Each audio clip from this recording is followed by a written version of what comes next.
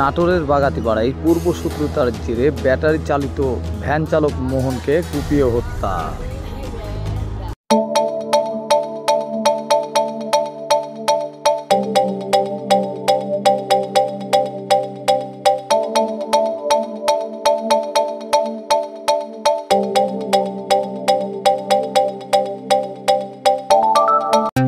নাটোরের বাগাতিপাড়ায় পূর্ব শত্রুতার জেরে ব্যাটারি চালিত ভ্যান চালক মোহনকে কুপিয়ে হত্যা করেছে দুর্বৃত্তরা।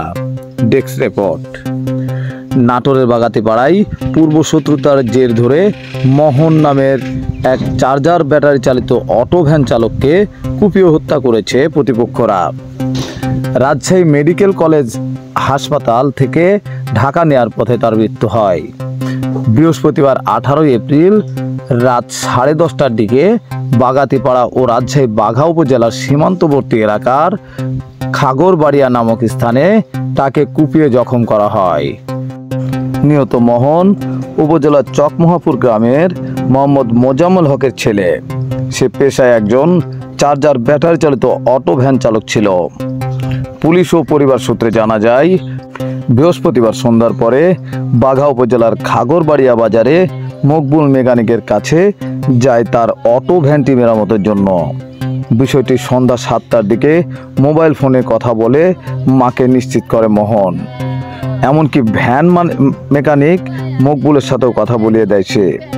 পরে রাত 10টার দিকে পরিবারের লোকজন খবর পান মোহনকে কে বা কাহারা কুপিয়ে মারাত্মক খাম জখম করে ফেলে রেখে গেছে। এমন খবর পেয়ে পরিবারের লোকজন বাগাতিপাড়া থানায় খবর দিয়ে মোহনকে আনতে যায়। পথিমধ্যে কয়েকজন তাকে তারাই ভ্যানে করে তার মায়ের কাছে দিয়ে চলে যায়। খবর পেয়ে সঙ্গী অফিসার ও ফোর্স নিয়ে ঘটনাস্থলে যায় থানা অফিসার ইনচার্জ নান্নু খান। পরে গুরুতর আহত অবস্থায় মোহনকে উদ্ধার করে বাগাতিপাড়া উপজেলার স্বাস্থ্য কমপ্লেক্সে পাঠানো হয়। সেখানে প্রাথমিক চিকিৎসা দিয়ে জরুরি ভিত্তিতে উন্নত চিকিৎসার জন্য রাজশাহী মেডিকেল কলেজ হাসপাতালে পাঠান সেখানকার কর্তব্যরত চিকিৎসক। বিস্তারিত প্রতিবেদনে। তারপরে পুলিশ জেলখানায় নিয়ে গেছে, আটকাইছে, জেল খাটিয়ে আইছে। তারপরে 3 বছর পর আমার মা জামিনে বের করেছে। বের করার পর বাড়িতে কিছুদিন ছিল। তারপরে গাড়ি বানিয়ে দিচ্ছে, আমার ভাই চালাচ্ছে। আর ওই কেসের যারা ওয়ারিশ ছিল তারা ডাকে কথা বলে মানে মিল দেয় ওর সাথে। ওরা বুঝতেই দেয় না যে ওক মারবে এভাবে। কালকে রাত 9টা বাজে আসছে, আর ফাঁকা রাস্তায় ধরে এভাবে কুবা মারি ফেলেছে।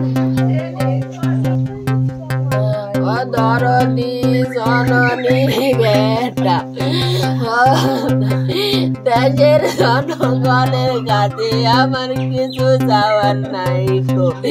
আমার বেটার সঠিক বিচার না হলে আইনে আমি কোনদিনও বিশ্বাস করবো। আমার ছেলে বলতেছে আগেই পুলিশের কাছে ট্রিটমেন্ট দিয়েছে, আমাকে বলিছে শেষ সময় বলতেছে মা আমাকে না কাটলেও আমাকে বাঁচাও। আমার বেটা এই বললি আমার বেটা আস্তে আস্তে নীরব হয়ে গেল। রাস্তার মধ্যে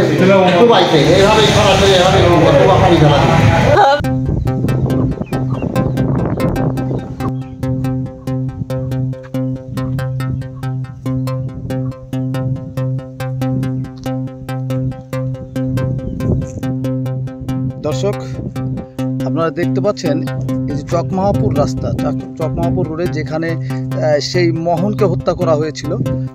আমরা সেই স্পটে এখন আপনাদেরকে দেখানোর চেষ্টা করছি। এই যে পুরো রাস্তা জুড়ে রক্ত পড়ে আছে, যে বুঝতে পারছেন হয়তো ভাই, যে রক্ত পুরো রাস্তা জুড়ে রক্তে রঞ্জিত হয়ে আছে। রক্তগুলো যদিও গরমের সময় রোদের উত্তাপতার কারণে শুকিয়ে গেছে। আমরা দেখানোর আপনাকে চেষ্টা করতেছি। এই যে সেই রক্তগুলো শুকিয়ে গেছে।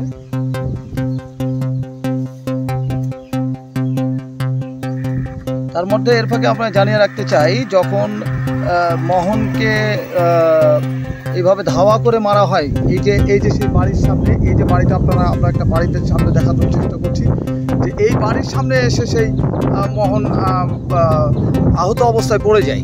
এবং যখন পড়ে যায় তখন অবস্থা আশঙ্কাজনক দেখে এই বাড়ির লোকজন সহ আরও লোকজন ডাকাডাকি করে। পরে এখান থেকে ভ্যান যোগে নিয়ে যে বাসায় যাওয়ার উদ্দেশ্যে যখন যেতে লাগে, তখন দর্শক বোঝা যায় যে তার অবস্থা আশঙ্কাজনক। তো সেই মুহূর্তে তাকে স্বাস্থ্য কমপ্লেক্সে নিয়ে যেয়ে তার অবস্থা আশঙ্কাজনক দেখে তাকে রাজশাহী মেডিকেল কলেজ হাসপাতালে তাকে স্থানান্তর করা হয়। দর্শক, আমরা আরেকটু দেখাই আপনাকে, না বললেই না, যে এই যে এখানে দেখছেন যে গরুর বিষটা দিয়ে মুছে দেওয়া হয়েছে সেই রক্ত যেখানে পড়েছিলেন। কারণ এই বাসায় একটা ছোট বাচ্চা আছে, প্রশাসনের অনুমতি নিয়েই তারা রক্তটা এইভাবে মুছে দিয়েছে। কারণ এখানে একটা বাড়ি, এই যে সেই বাড়ি দেখানোর চেষ্টা করছে, যে বাড়ির সামনে মোহন আহত অবস্থায় পড়ে গিয়েছিলেন, সেই বাড়ির মালিক সঙ্গে কথা বলবো। আমরা জানতে চাচ্ছি যে যখন মোহন আহত অবস্থায় আসছিল তখন তার অবস্থা কি ছিল এবং তিনি কি দেখলেন এবং কি জানলেন, তিনের কাছ থেকে একটু বিস্তারিত শুনবো। আমাদের সাথেই থাকুন। আসলে যখন এই ঘটনাটা ঘটে আনুমানিক 9:40 কি 45 হবে। আমাদের বাচ্চা 2 দিন আগ থেকে অসুস্থ, আমরা সবাই ঘুম কমই পারছিলাম, তার কারণে আমরা গতদিনকে ঘুমাই গেছিলাম। হঠাৎ চিল্লা শুনে আমরা ভিতর থেকে আসতে দেখি ওখানে মোহন পরিত্যক্ত অবস্থায় আছে। আমরা অন্য কাউকে দেখতে পাই নাই। মোহনে ওখানে দেখছি লোকজন ছিল, পরে ওনার ভ্যান ছিল পিছনে, ওনার ভ্যানে আমাদের এলাকার লোকজন মিলে ওনাদের নিয়ে যেতেছিল। পরে ওনার মামা এবং ওনার আম্মার হাতে তুলে দিয়েছে। পরে ওনারা বাগাতিপাড়া হাসপাতালে গেছিল, এ পর্যন্তই জানি। তো যারা ভ্যানে করে নিয়ে যাচ্ছিল তারা আদৌ কারা? এদেরকে কি আপনি চিনতেন? এরা আমাদের সব নিজের অঞ্চলেরই। পরে পুলিশ থানায় ফোন দেওয়ার পর বলেছে যে আপনারা একটু আগায় নিয়ে আসেন যতদূর পারেন, ওই অনুমতি কমে আমরা আমাদের দেশের যে বড় ভাইরা ছিল ওনার জানি নিয়ে গেছিলাম। তো আমরা দেখতে পাচ্ছি যে আপনাদের বাড়ির সামনে থেকে শুরু করে যে রাস্তার পরে যে রক্তগুলো পড়ে আছে, এখান থেকে কতদূর ডিস্টেন্সে, আনুমানিক কতদূর ডিস্টেন্সে আপনার ওই মোহনের ভ্যানটা ছিল? আমার বাসা থেকে 20 দূরত্ব হবে। মানে এই 20 ফিটের মধ্যেই সেই হত্যাকারীরা তাকে আঘাত করে হত্যা করে? এটা তো বলতে পারবো না, কারণ আমি তো নিজে আনুমানিক এটা বোঝা যাচ্ছে, যেহেতু রক্ত দেখছি আমরা রাস্তাতে। রক্ত পড়ে আছে, আমরা দেখাচ্ছি রক্ত এখান থেকে প্রায় 35-40 ফিট দূর থেকে পড়ে আছে।